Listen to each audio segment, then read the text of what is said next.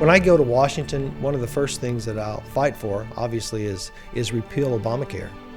It's got to be the number one thing. It's one of the things that is on everybody's mind. Businesses, as far as expanding, they don't know what this new health code is going to be. Doctors are saying, hey, it's not worth it for me to practice anymore in America. In Oklahoma, we had the first wave of Obamacare coming in with a $54 million offer of health insurance exchanges. I fought that on the House floor. I'll fight that same fight in Washington, D.C. because it's unconstitutional and we need to repeal it, and we need to repeal it soon.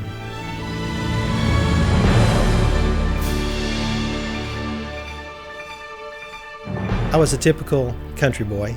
I spent my summers fishing, running through the field barefoot.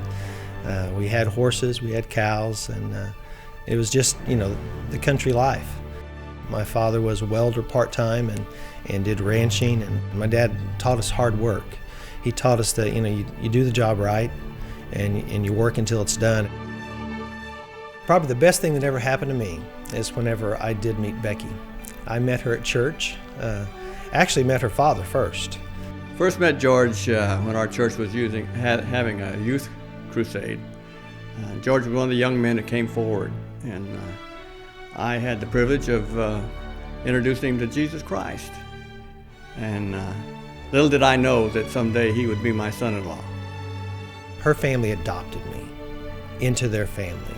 They included me into everything that they did. They became mentors to me. They encouraged me, and I became like one of the brothers. And that's when I met Becky, and she and I were best friends for 5 years. And then when she went off to college, those feelings began to become deeper. George is a wonderful husband.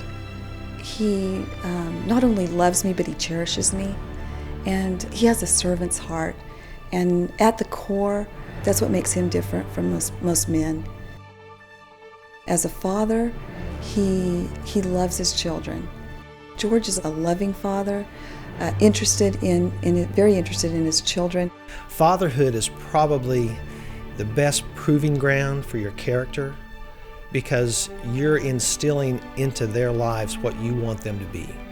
The big thing that I got from Dad is the hard work, a good work ethic. It was something that he learned growing up on the farm, in the dairy, and from his parents. It's just something that he passed down to us. It's just a biblical principle that you do everything as unto the Lord, and you try to do it to the best of your ability. And that's a very important lesson. It's something that's not very prevalent in today's society. It's something that we need a lot more of. He's always put his whole being into whatever he does, whether it's working, whether it's educating us children, and at the state capitol as a state legislator. And it's something that he'll do in Congress. He doesn't do things half-hearted. As a small businessman, I understand how all these regulations, how the tax codes are not built for success. They hamper your business, they hamper your potential. Small businessmen are hurting because the size and the scope of government is so huge, and they're bearing the brunt of it. Pretty soon, they're going to decide that it's not worth it anymore. That's why it's so important that we push back against the federal government. The great thing about Oklahoma is that we've always had a great history of oil and gas. It's been what has made Oklahoma. And the oil capital of the world was in Tulsa at one time. And we've got to get back to that. We've got to get back to producing our own energy because that means jobs. It's an industry that is very expensive, and they invest in our country. They invest in our security. They invest in our employment.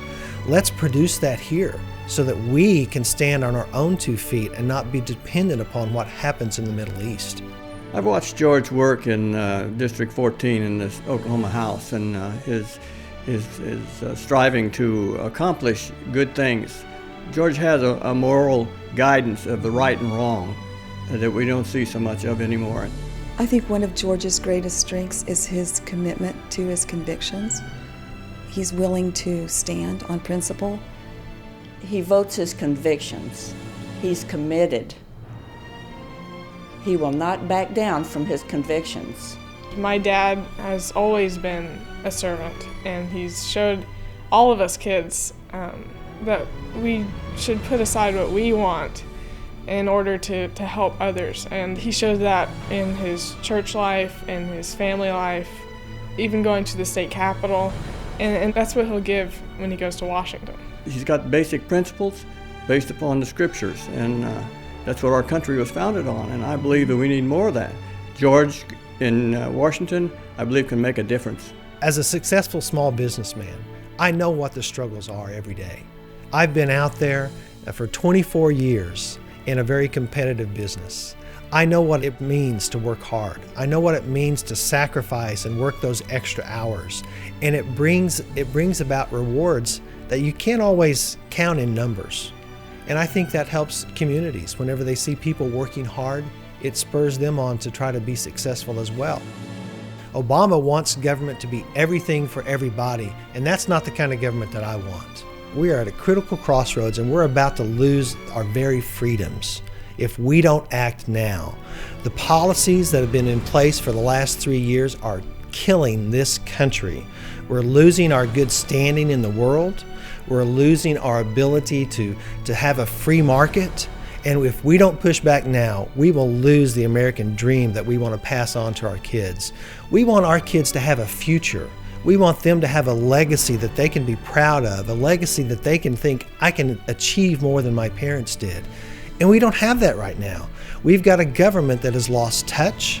We've got a government that has become burdensome, and it's time to shrink it. It's time to cut it. It's time to balance the budget. It's time to cut the spending, and let's get this country back on a level playing field. Let's get it on a sound foundation financially. And then we need to work to bring it back to the strength that it was. And we can do that. It just takes people with courage and with conviction who are not going up there looking for a career. People who are going up there to change the culture in D.C.